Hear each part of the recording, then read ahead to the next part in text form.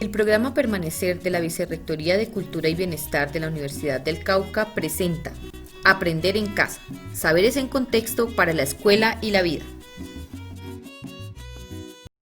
Entonces, para hoy decidí aprovechar este espacio tan bonito para que hablemos sobre ecología y educación ambiental, ¿listo?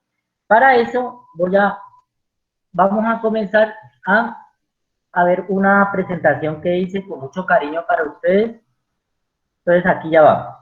Bueno, entonces, mmm, yo como docente de ciencias naturales, específicamente del área de la biología, considero que hay muchos argumentos actualmente para entender que el ser humano está causando o está afectando de una forma profunda y negativa el medio ambiente. A esta clase de hoy le he denominado crisis ambiental, la naturaleza en extinción. Bueno, entonces, aquí observamos más o menos los seres humanos hace 300 o 400 siglos en su esencia, es decir, dentro de lo que podríamos llamar su medio ambiente, es decir, hace 300, 400 siglos el planeta Tierra se encontraba en una fase de glaciación, es decir, como pueden observar en la figura o en la imagen, vemos unos mamuts y vemos como unas montañas con hielo, como unos páramos.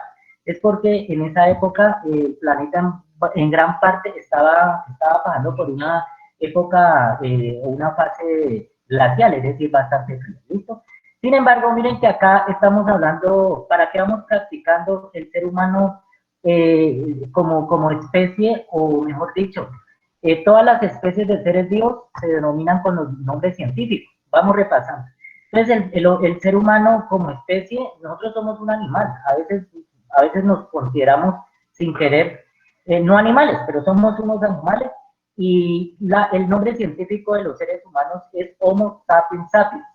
Pero yo le llamaría Homo sapiens sapiens a como era la humanidad hace muchos siglos. Pero hoy en día yo le llamo más bien como tecnológico. ¿Listo?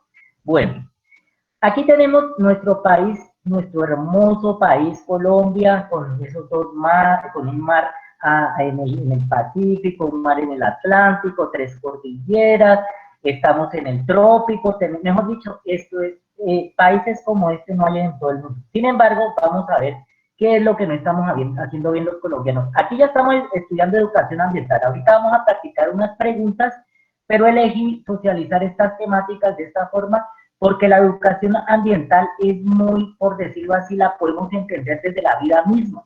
Es decir, cuando hablamos nosotros, por ejemplo, de biología molecular, moléculas, biología, hacemos alusión, por ejemplo, a las biomoléculas como las proteínas, que están en la clara del huevo, todo está constituido por proteínas, etc. Y cuando hablamos de biología molecular, pues hace referencia a unas áreas del conocimiento de las ciencias naturales que utilizan ciertas máquinas, ciertas formas de investigar, laboratorios, cuestiones muy, por decirlo así, complejas. Pero la educación ambiental, en cambio, ¿quién no ha escuchado, por ejemplo, hablar de la palabra, por ejemplo, páramo, desierto, tundra, frailejón, cosas de este tipo? Entonces, por eso es humano. Entonces, es más, lo podemos entender más desde nosotros como humanos porque estamos dentro de eso, ¿listo? Es a nivel macro. Pero miren que es importante entender que en Colombia no estamos haciendo bien las cosas hace mucho tiempo. Miren que ahí está nuestro hermoso Colombia. Cuando aparecen esas manchitas rojas, indican las zonas de explotación minera autorizadas por el gobierno. Yo cuando le doy clases a mis estudiantes les digo, mire, eso parece hasta sangre. Pero cuando colocamos una siguiente capa, observan que, miren que aparecen unos cuadritos, de hecho unos son moraditos y otros azulitos. Esos cuadritos indican las zonas de explotación minera autorizadas por el gobierno y los megaproyectos. Entonces, mire que por aquí en el Pacífico vemos un puntico azul, estoy mostrando el mouse, un cuadradito azul, eso indica que ahí van a hacer un megaproyecto, muy posiblemente un puerto gigante o van a ampliar otro puerto, etc. Entonces vamos viendo cómo el país, a pesar de que es un país relativamente extenso, con diferencia al resto de los países del mundo, es un país en el que se explota demasiado. Pero observen lo que pasa aquí cuando coloco otra capa.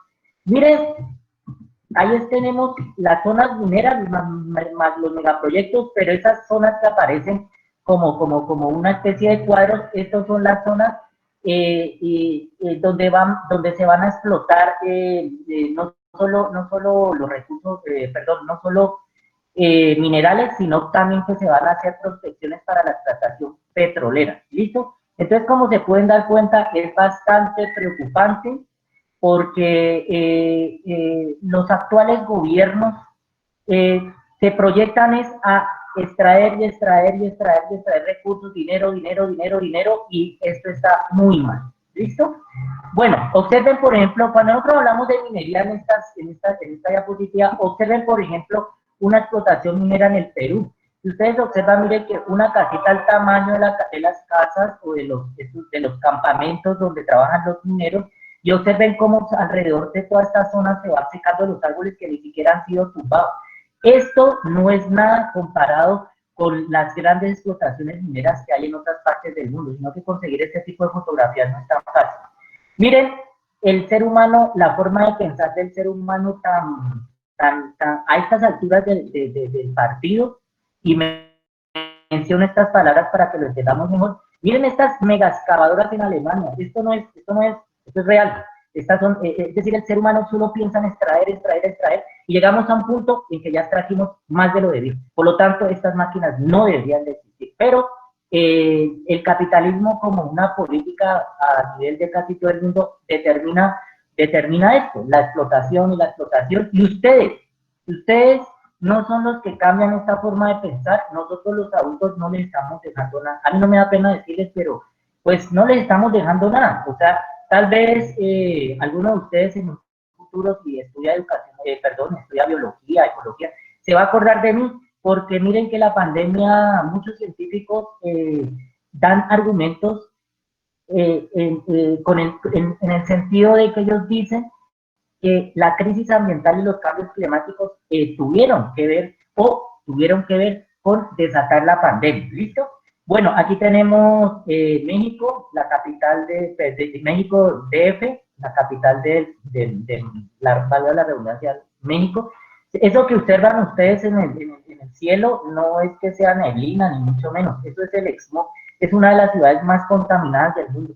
Algunas personas que han ido a algunas zonas de México, cuando se quedan varios días, no se dan cuenta y al rato les pica la nariz y tienen que meterse, a veces se dan cuenta que tienen algo dentro de la nariz, y cuando uno se limpia con un papel higiénico o un algodón, el algodón sale a veces como con restos de hollín. Entonces, para que se den una idea, eso no sucede en todo México, pero un amigo que fue allá me contó que le pasó eso, es decir, es altamente contaminado. Aquí vemos el ejemplo de las basuras, algo un problema que lo tenemos en muchas partes del mundo, y que seguimos consumiendo, desperdiciando de una forma inconsciente, diría yo, porque si fuéramos realmente conscientes, la mayoría de los seres humanos no haríamos eso. Podemos hablar de una inconsciencia ambiental. Aquí tenemos algunas industrias.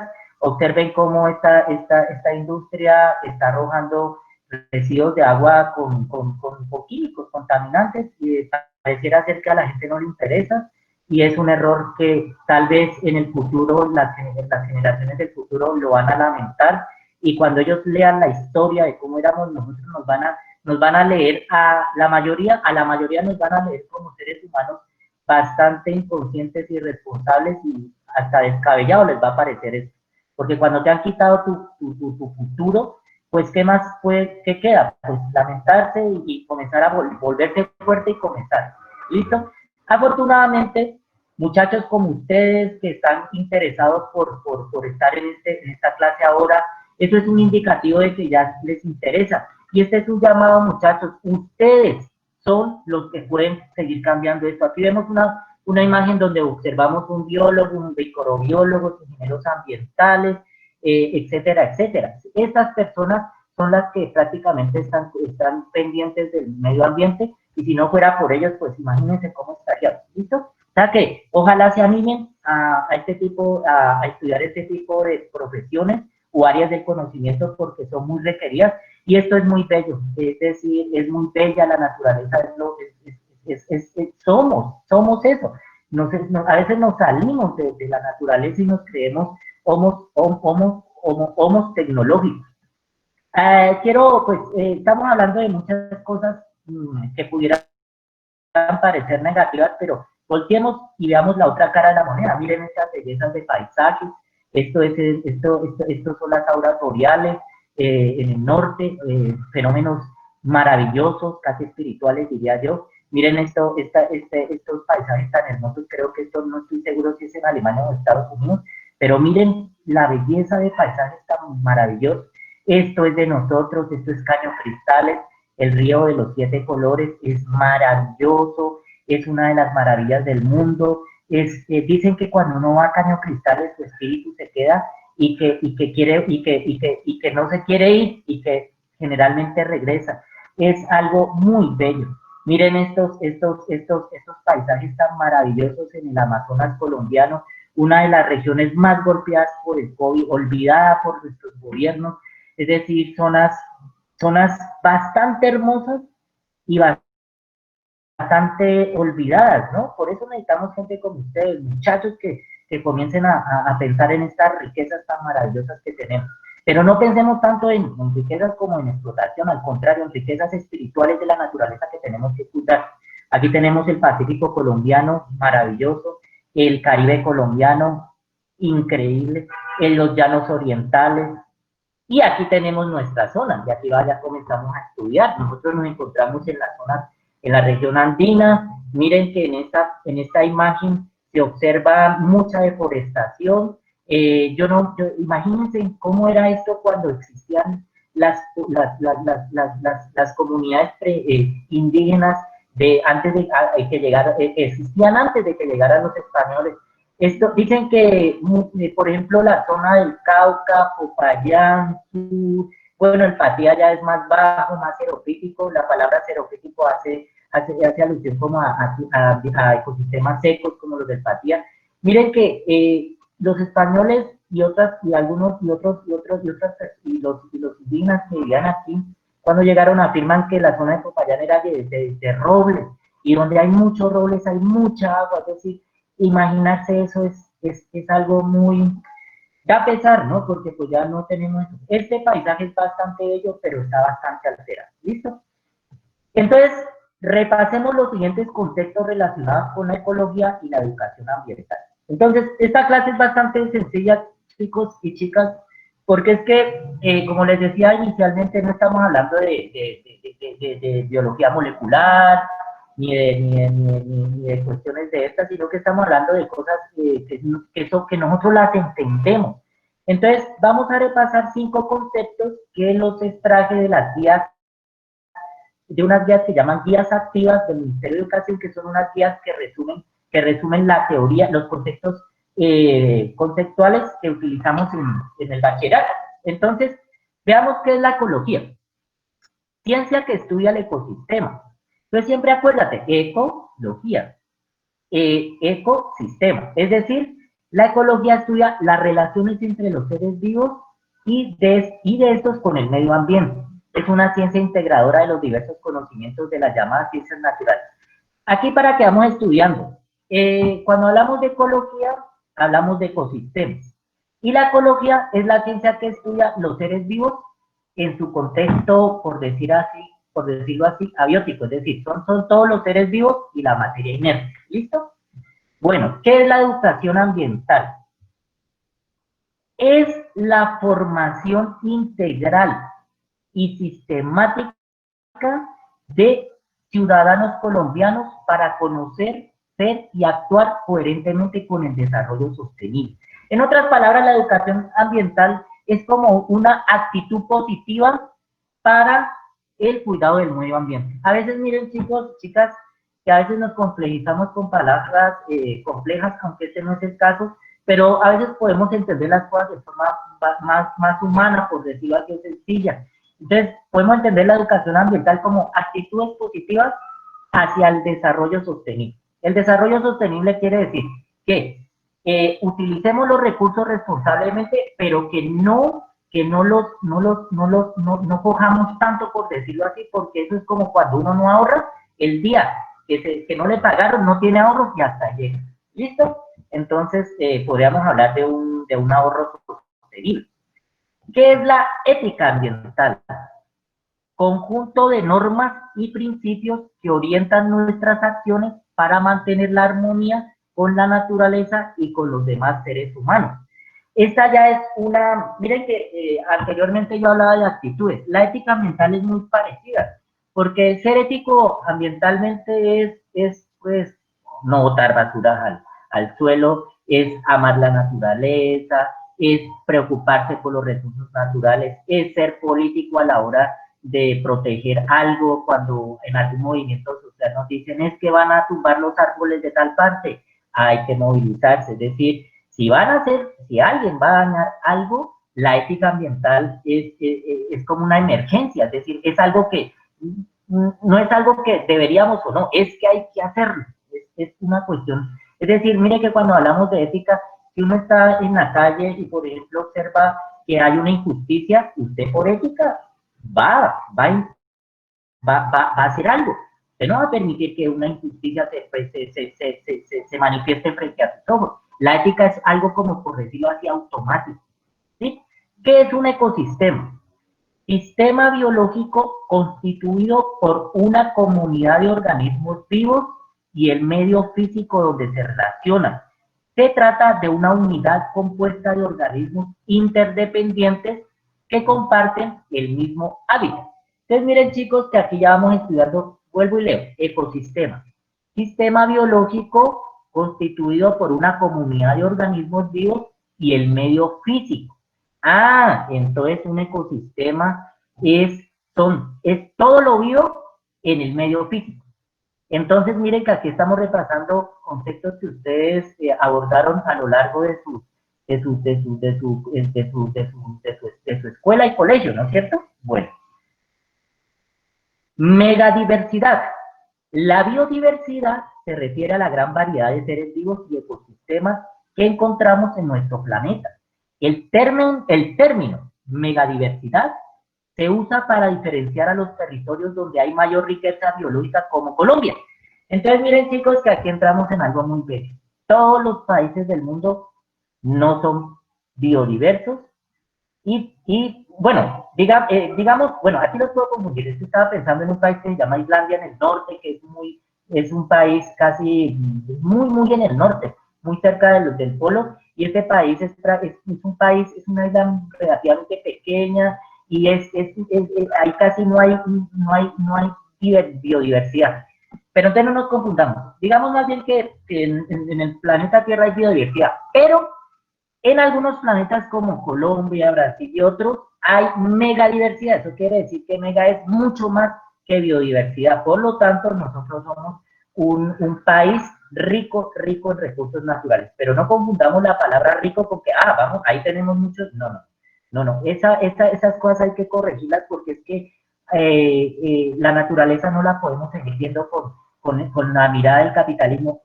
Obvio, profe, pero eso sí, pero yo no, y espero que ustedes tampoco. Es decir, eso tenemos que irlo cambiando, ¿listo?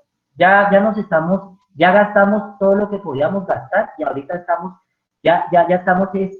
tomando y prácticamente tomando lo que es de ustedes a futuro, es decir, que nosotros los adultos no les estamos dejando nada. Ojalá ustedes entiendan esto porque esto no es un juego, es la triste realidad, ¿listo?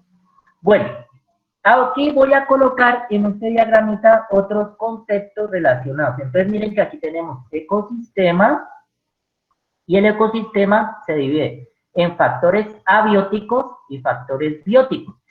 Miren que en biología y en ciencias naturales a veces las estrategias de entender ciertas partes de las palabras nos ayudan. Por ejemplo, bióticos, bio de vida. Cuando nosotros a la palabra biótico le colocamos la A al principio A, es decir, sin vida. Factores bióticos, sin vida.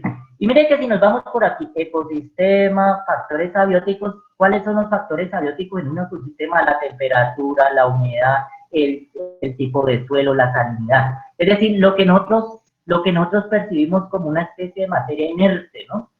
Y ahora vámonos por la otra línea. Ecosistema, factores bióticos. Bióticos de vida, niveles tróficos. Aquí vamos a repasar un concepto, chicos. Tróficos, los niveles tróficos se refieren como se recuerden las cadenas alimenticias y estos conceptos, ¿listo? Pero miren que aquí nos están diciendo que los factores bióticos son todas estas cadenas tróficas, es decir, donde están los productores, que son las plantas, porque miren que usted no, uno nunca ve que uno se levanta y la planta va y se desayuna un perro. Las plantas hacen fotosíntesis, son seres bastante sabios, son seres muy bellos porque son realmente autosuficientes con respecto a nosotros, porque son dependientes del agua, del oxígeno, de minerales en el suelo.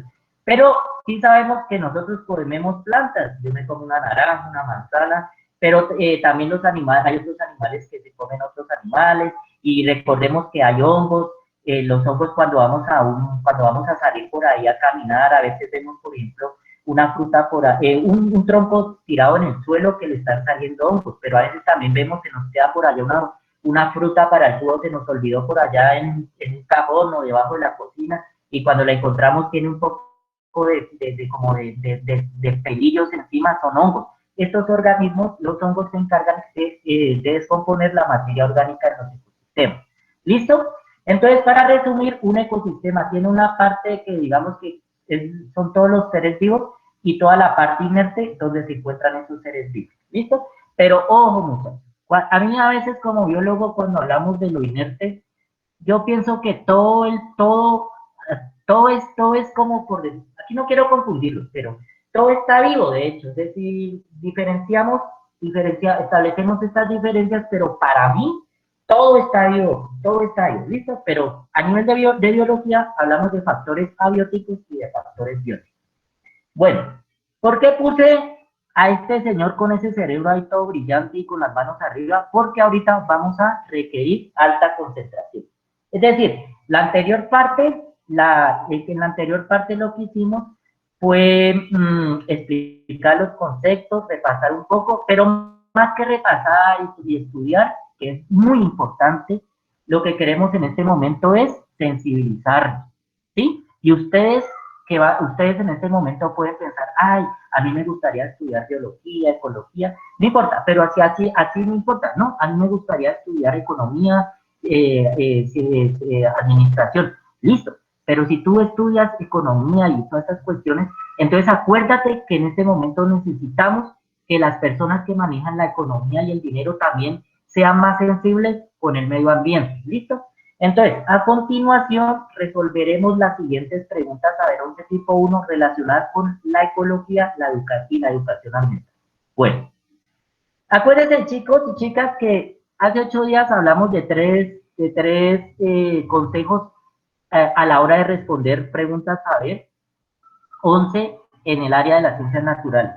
Vamos a recordar la primera. La primera era que teníamos que revisar toda la información, porque es que a veces te aparece, cuando hablamos de información, recordar que tenés que mirar la figurita, las gráficas, los numeritos. Estas preguntas tipo 1 que vamos a resolver, estas son así como las ven, aunque hay una que tiene dibujitos, pero este tipo de preguntas generalmente son así, pero hay otras diferentes. Entonces, otro consejo es que una cosa es revisar la información y otra es leer todo. Entonces, revisar la información, gráficas, dibujos, ecuaciones, todas estas cuestiones. Y la otra es que revisemos, que leamos todo bien, con mucha concentración. Y el otro consejo es que a veces te ponen unas preguntas, unos párrafos en los que tienes que insertar otro párrafo, ¿sí? Y los párrafos que tú insertas, pues son las posibles respuestas. Entonces, en ese tipo de preguntas, tú tomas tu párrafo y pruebas cada una de las posibles respuestas, que generalmente pueden ser entre 3 o 4, y ahí vas mirando. Entonces, comenzamos. En este tipo de pregunta, tipo 1, aquí lo único que tenemos que hacer es leer con mucha atención. Entonces, comenzamos. La primera pregunta. Colombia es un país muy diverso e infortunadamente aún no se conoce a cabalidad las condiciones de los ecosistemas y las especies que lo habitan. Este desconocimiento trae como consecuencia que, leamos la primera. A, el país desconozca sus recursos y no pueda aprovecharlos económicamente. B, el mundo no se entere de todas las especies que tiene Colombia. C, sea difícil conservar aquello que no se conoce. D, en el país se desarrollen únicamente programas de preservación. Entonces, miren, muchachos, que analizando el párrafo de arriba, Colombia es un país muy diverso e infortunadamente aún no se conoce a cabalidad el estado y las condiciones de los ecosistemas y las especies que lo habitan. Esto sucede también porque, muchachos, aquí en Colombia no sucedió.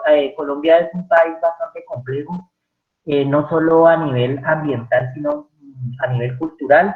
Y a mí me da tristeza lo que voy a decir, pero yo tengo 46 años y nuestro país duró prácticamente 50 años en guerra. Yo soy de esas generaciones que tristemente, desde que nací, y prácticamente toda mi vida, lo que me tocó escuchar fue un poco la guerra. ¿Por qué les menciono esto, muchachos? Porque vuelvo y les enfatizo. Ojalá ustedes cambien este país, porque independientemente de que estamos en un proceso de paz, las cosas no están fáciles. Por eso, pienso yo que como biólogo, esta es una de las causas que más han incidido, entre otras, para que por lo cual no hemos conocido mucho en el país. Cuando yo estudiaba en la Universidad del Cauca, en algún momento a nosotros no nos dejaban ir a ciertas zonas porque había conflictos.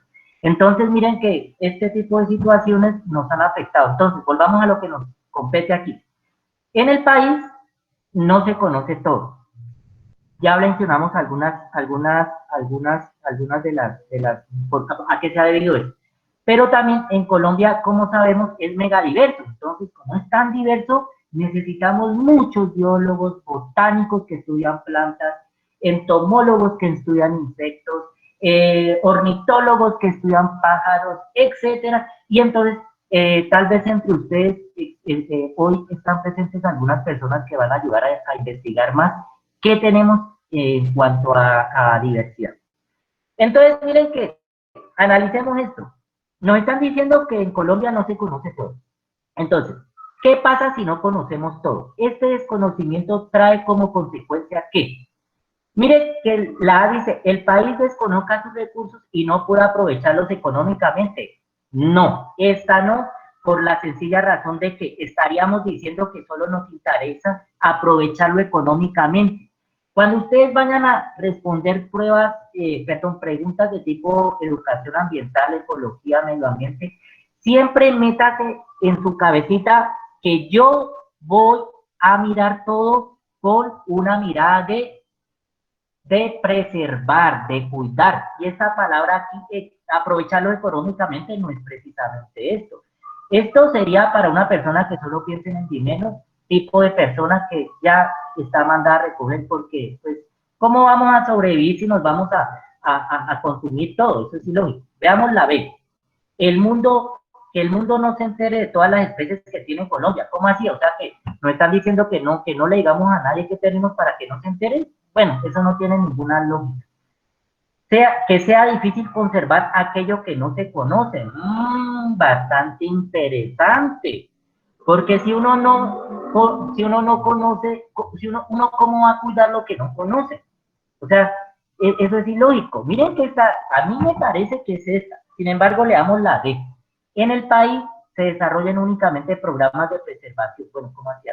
Que en el país se desarrollen únicamente programas de preservación. Dicen, este desconocimiento trae como consecuencia que en el país se desarrollen únicamente. No tiene sentido.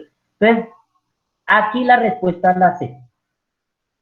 Colombia es un país muy diverso e infortunadamente aún no se conocen a cabalidad el estado y las condiciones de los ecosistemas y las especies que lo habitan. Este desconocimiento trae como consecuencia que sea difícil conservar aquello que no se conoce. Esa es la respuesta, chicos y chicas. Es decir, en la medida que conozcamos lo que tenemos, podemos conservar. ¿Listo? Entonces miren que aquí les enfatizo. Este tipo de preguntas a mí me parece que son más obvio, hay que conocer ciertas cosas, hay que repasar, pero lo que es sentido un poco común. ¿Listo? Bueno, pasemos a la pregunta número 2. La educación ambiental tiene entre sus objetivos proporcionar herramientas al ciudadano para que conozca las relaciones del ambiente y la existencia de entidades y normas que lo protegen. Esto se hace con el fin de que el ciudadano aprenda a disfrutar de la naturaleza y a proteger la vida silvestre. B. Conozca las leyes y los tratados nacionales e internacionales para la protección del medio ambiente. C. Conozca el impacto ambiental de la producción agrícola e industrial sobre los ecosistemas. D. Aprenda a reconocerse como parte del ambiente para actuar responsablemente. Volvamos y leamos. Miren que aquí estoy ya practicando uno de los consejos. Leo todo primero para darme una idea. Voy a volver a leer. La educación ambiental entre sus objetivos, la educación ambiental tiene entre sus objetivos proporcionar herramientas al ciudadano para que conozca las relaciones del ambiente y la existencia de entidades y normas que lo protegen. Esto se hace con el fin de que el ciudadano aprenda a disfrutar de la naturaleza y a proteger la vida silvestre. A ver, pero ahí no es precisamente, bueno, pero miren que ahí solo se está refiriendo a la vida silvestre, pero no, es decir, miren que es muy general. La A está un poco confusa en el sentido de que esta podría ser. Más bien sigamos leyendo si hay algo más claro, porque miren muchachos que arriba nos están hablando de normas e entidades. Entonces miren que a mí la educación ambiental no me enseña solamente para disfrutar y proteger, es también para que yo conozca qué entidades y qué normas protegen la naturaleza. Es decir, ser ecologista no es solo decir, ay, vamos al campo, es muy lindo, maravilloso. Es también saber cómo, por ejemplo, ahorita que, por ejemplo, uno está por ahí y ve que están tumbando un poco de árboles, y si uno sabe que, no sé si ustedes saben, chicos y chicas, que en todo riachuelo, cuerpo de agua, río o quebrada, se deben de dejar un margen de árboles a los lados. Pero, profe, pero yo a veces voy a unos lugares y eso no hay nada. No, claro, pero si hay unos árboles cerca de quebradas o ríos y vos ves que están cortándolos, eso es ilegal. Entonces, pero ¿cómo yo sé eso? Porque sé que existen normas. Entonces, miren que la educación ambiental es toda una actitud política. Entonces, el llamado no es solamente a opinar en Facebook, que es muy bonito y sirve mucho. Protejamos el ambiente, estoy bravo porque están talando árboles. No, es también salir a la calle y cuando uno que te toque, que si alguien está destruyendo la naturaleza, tú tienes que saber que hay unas normas que lo prohíben. Por lo tanto, esta pregunta nos hace referencia a que existen entidades y normas. Entonces, aquí les voy a dar un consejo, chicos y chicas. Miren que el párrafo te está diciendo los conceptos que tienes que tener en cuenta. Entonces, miren que la A no calza aquí porque solo le falta aquí, la respuesta tiene que hacer alusión también como a entidades, a normas. Veamos la B. Conozca las leyes y los tratados nacionales e internacionales para la protección del medio ambiente. Interesante porque aquí nos están hablando de leyes, tratados, pero aquí se están olvidando de lo de arriba, que es también que disfrutemos la naturaleza. Esta ya parecería como derecho ambiental o como por decir algo así, como muy a las normas. El de arriba es muy a la diversión y al ecologismo y el de abajo es muy a la norma. Veamos la C. Conozca el impacto ambiental de la producción agrícola e industrial sobre los ecosistemas. No porque tengo que conocer, por ejemplo, yo decido estudiar arte y aplico la educación ambiental y todo eso, pero yo no necesariamente no tengo por educación ambiental, yo no tengo que saber de producción agrícola e industrial, no. Esta está muy limitada, esta respuesta. D. Aprenda a reconocerse como parte del ambiente para actuar responsablemente. Miren, muchachos, que esta definitivamente es la D, a pesar de que aquí no hay mucha énfasis en lo de las normas y las entidades, pero miren que aquí dice, aprenda a reconocerse como parte del medio ambiente para actuar responsablemente. Quiere decir que cuando yo me reconozco, actúo responsablemente desde unos conocimientos que hacen referencia a normas y entidades. Y hay algo muy bonito en esta respuesta, que es que en las anteriores pareciera como que si yo estuviera aislado de todo lo que me están diciendo. En cambio, aquí la palabra reconocerse como parte del ambiente es supremamente importante, porque vuelvo y digo, ¿cómo vamos? Lo que estamos haciendo es totalmente ilógico. ¿Cómo estamos destruyendo todo? Y entonces, ¿qué nos va a quedar? Eso es bastante ilógico, ¿no, muchachos? Entonces, en esta pregunta la enseñanza es que, que para uno tener conciencia ambiental tiene que sentirse parte de esto. Pero tampoco, pues eso de que yo hago, pero como que realmente no me siento parte de esto, entonces no está bien. Pero no hablemos de que no está bien, o de que está bien o no está bien. Hablemos más bien de que no es lo que, no es lo que, no es lo coherente, no, pareciera que no es lo pertinente. ¿Listo? Muy bien. Pasamos a la pregunta 3. La acelerada colonización de los bosques naturales y su uso para la agricultura y la ganadería ha traído como consecuencia la disminución de los caudales de agua en muchas cuencas hidrográficas. Una forma de proteger las cuencas hidrográficas y mantener el volumen de los caudales de agua es mediante la siembra a gran escala de árboles de una misma especie, la siembra de especies vegetales y árboles nativos de la región, la construcción de muros de contención para proteger las cuencas, la conducción del agua hacia las viviendas mediante canales. A ver, entonces, aquí nos están diciendo, la acelerada colonización de los bosques naturales y su uso para la agricultura y la ganadería ha traído como consecuencia la disminución de los caudales de agua en muchas cuencas hidrográficas. ¿Recuerdan la imagen que les mostré de las montañas andinas, donde se ven muchos claros verdes? Se refiere a eso.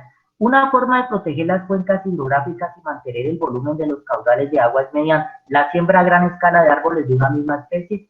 No está bien. Ya que voy a traer un ejemplo que es muy evidente. Cuando ustedes han visto esas montañas por el Cauca llenas de pinos, eso es el pino. Cuando tú siembras pino a gran escala, el pino desafortunadamente es una plantita muy bella, pero el pino extrae mucha agua y las hojas del pino, cuando caen al suelo, excretan unas sustancias que no permiten que crezcan otras plantas. Entonces, a veces sembrar árboles de una misma especie no es lo conveniente. B, la siembra de especies vegetales y árboles nativos de la región. Esta es la respuesta, muchachos. Esta es la respuesta porque, claro, si has deforestado, si vos tenés una finca, tenés una hectárea de una finca, y la mitad la tenés sembrada de árboles y la otra deforestada, vos no te vas a poner a sembrar pinos sabiendo que te va a dañar el suelo. Vos lo que vas a hacer es coger plantas de tu mismo bosque que te queda y sembrarlas, arrayán, plátano, todo lo que quieras. Entonces, mire que la respuesta es esta: la siembra de especies vegetales y árboles nativos de la región. C, la construcción de muros de contención para proteger la cuenca, no, porque ya está desforestado, necesitamos un árbol. La conducción del agua hacia las viviendas mediante canales, eso no tiene nada que ver, porque es que estamos viendo cómo traemos más agua. Siembra árboles y tendrás más agua. ¿Listo? Esta la expliqué más rápido para poder llegar al límite de tiempo. Yo creo que podemos pasar hasta la quinta pregunta y dejar unos 10 minutitos. O si acabamos antes, pues acabamos antes. Digamos a la pregunta 4. Con el objetivo de disminuir la pérdida de nutrientes en los suelos de la ladera, que son arrastrados por el agua hacia las regiones más bajas. Perdón, aquí no leí bien. Pero yo lo leo bien. Sí, miran, sí se dan cuenta que acá, claro, por el cansancio, no me concentré bien. Pero entonces miren que cuando ustedes estén en las pruebas, a ver, no van a hacer lo que yo acabo de hacer. No tienen que leer con actitud. Entonces leamos bien chévere. Lo que pasa es que los viernes estoy un poquito cansado, pero no pasa nada. Entonces voy a leer bien chévere. Con el objetivo de disminuir la pérdida de nutrientes en los suelos de ladera que son arrastrados por el agua hacia las regiones más bajas y conservar los suelos productivos, se puede: A, rotar periódicamente los cultivos. B, elaborar surcos o terrazas circulares. C, utilizar sistemas de riego por gravedad. D, organizar los cultivos de manera alterna por franjas. A ver, muchachos, entonces miren que este tipo de preguntas son muy divertidas porque, bueno, las personas que son de la zona rural, algunas de estas cosas las entienden. Miren, ¿qué es esto de? Miren, aquí dice suelos de ladera. Una ladera hace alusión como desniveles, como suelos que no son totalmente planos, sino que tienen un desnivel y por lo tanto el agua cuando llueve va a correr.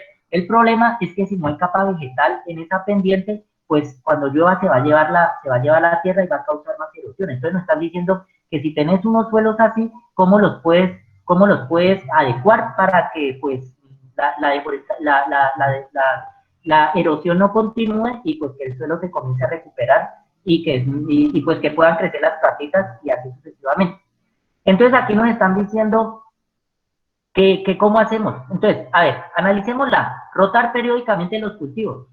Pero es que miren que aquí nos están diciendo que el problema es disminuir la pérdida de nutrientes en los suelos. Es decir, si el agua cae y arrastra todo, se va a llevar todo, por lo tanto nunca van a haber nutrientes ni materia orgánica en el suelo para que se comiencen a establecer otros organismos, otras plantitas, etcétera, etcétera. Entonces, ¿qué tienen que ver los cultivos aquí? No tienen que ver nada en el orden de la pregunta. B, elaborar surcos o terrazas circulares.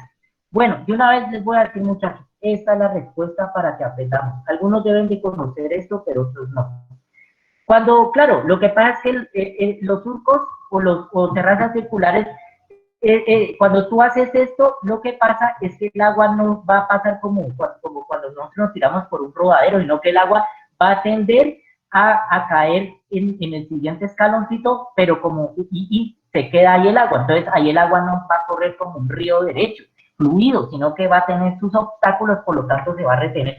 Miremos la C, utilizar sistemas de riego por gravedad. No, porque pues necesitamos es arreglar el suelo, no traer maquinaria ni esas cosas, este tipo de cosas. D, organizar los cultivos de manera alterna por franjas. Tampoco nos sirve porque nos están hablando de que hay un problema de ladera. ¿Listo? Esta está bastante, me parece que era una pregunta para los, conociendo ciertas cuestiones de la ruralidad, ¿no? Creo que es una pregunta relativamente entendible desde lo que podríamos llamar la vida normal. ¿Listo? Pasemos a la pregunta, a la última, para acabar, a la 5. Muchas de las actividades industriales del hombre dejan como residuo grandes cantidades de desechos tóxicos, sólidos, entre los cuales se encuentran pequeñas partículas de polvo que contaminan la atmósfera. La eliminación, o por lo menos la disminución de estas partículas en el aire se puede llevar a cabo mediante A, la distribución de máscaras de protección para el personal de las fábricas. B, el uso de filtros u otros sistemas de retención para atrapar las partículas producidas. C, el uso de ventiladores potentes que dispersen y alejen las partículas del lugar donde se forman. D, la construcción de fábricas en lugares abiertos para que el viento disperse las partículas. Entonces miren que esto es un poco de sentido común. Bueno, y hay que tener otros conocimientos, pero yo creo que con lo del COVID, yo creo que ahorita lo vamos a entender. Miren, muchas de las actividades industriales del hombre dejan como residuo grandes cantidades de desechos sólidos, entre los cuales se encuentran pequeñas partículas de polvo que contaminan la atmósfera. Entonces nos están diciendo que aquí el problema son las pequeñas partículas de polvo que contaminan la atmósfera. Por ejemplo, cuando la explotación del carbón de piedra en las minas del Cerrejón en La Guajira, haga de cuenta que usted tiene una montaña y trae una retroexcavadora y ya comienza a meter esa pala y saca, y después de que saca tierra, abajo hay unas piedras negras. Esas piedras negras se comienzan a sacar, se muelen, y ese es el famoso carbón de piedra. Uno de los contaminantes más fuertes que existen. Imagínense, carbón de piedra, usted lo quema y eso va a la atmósfera. Uno de los países que más utiliza el carbón de piedra porque tiene una de las minas más grandes del mundo es Estados Unidos. Este es el país que más deteriora el medio ambiente. Y no me da pena decirlo, y pongan atención con este país, porque las políticas de este país son bastante controversiales, generan muchas controversias, y este país contamina mucho. Se está refiriendo a este tipo de industria, de minería. Entonces, no nos están hablando del polvo que encontramos generalmente, ese polvito que cuando no dejas de limpiar tu casa se va acumulando en las superficies planas y con el tiempo se ve hasta maluco. No, están hablando es de otro tipo de partículas.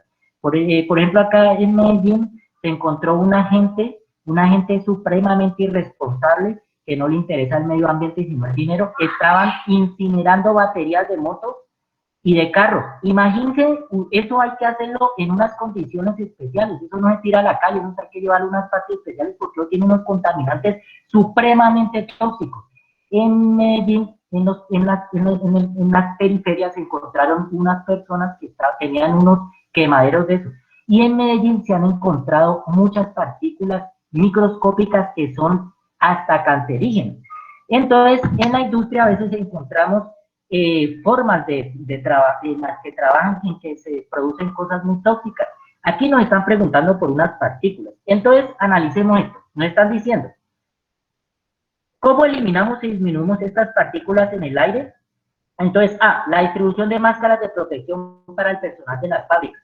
Pero bueno, miren que podría ser unas máscaras, pero es que si son partículas muy pequeñas, ni las máscaras las van a poder detener, por lo tanto, se van a contaminar o contaminan esas personas que trabajan en esas fábricas. B, el uso de filtros u otros sistemas de retención para atrapar las partículas producidas. Pues muchachos, esta es la respuesta. Aunque yo ya había leído la respuesta y no que ya se nos está acabando el tiempo, miren que si leemos la C, el uso de ventiladores potentes que dispersen y alejen, o sea que no me contamino yo, pero le tiro las partículas a otros. Y en la ecología, en la educación ambiental, no podemos hacer eso. Yo no le voy a hacer daño a nadie, no voy a contaminar a nadie. Entonces esa respuesta es ilógica, porque ¿cómo así? Entonces yo pongo unos ventiladores para que las partículas afecten a otro o a otros seres vivos. Eso no es. La D, la construcción de fábricas en lugares abiertos para que el viento disperse las partículas. Volvemos a lo mismo. Entonces, esto es lo que no hay que hacer. ¿Cómo vas a colocar una fábrica que comienza a expulsar partículas de este tipo? Y esto ocurre en el Cerrejón. En el Cerrejón vive una comunidad de los guayú, son maravillosos, se llaman las gentes del desierto, gente maravillosa, gente muy bella, que está siendo afectada por problemas graves de la sobreexplotación de carbón de piedra en las minas del Cerrejón. Si algún día quiere entrar a internet, coloque minas del Cerrejón y contaminación y se dará cuenta de un capítulo bastante triste de Colombia, que ojalá ustedes, muchachos, en el futuro logren, ¿qué les digo? Logren incidir en el país, es decir, opinar. Cuando yo les hablo del Cerrejón, obviamente, profe, pero usted por qué habla más del Cerrejón. No, lo que pasa es que, obvio, en el Cerrejón hay unas zonas donde lo explotan bien, pero hay otras zonas donde no lo explotan bien. ¿Listo? Muy bien. Entonces, en ese orden de ideas, terminamos aquí la presentación y solo quiero decirles que muchas gracias por haberme escuchado y pues ojalá, chicos, que ustedes que vienen en zonas rurales y saben esa maravilla que tienen tan bonito, pues cuiden eso, cuídenlo mucho.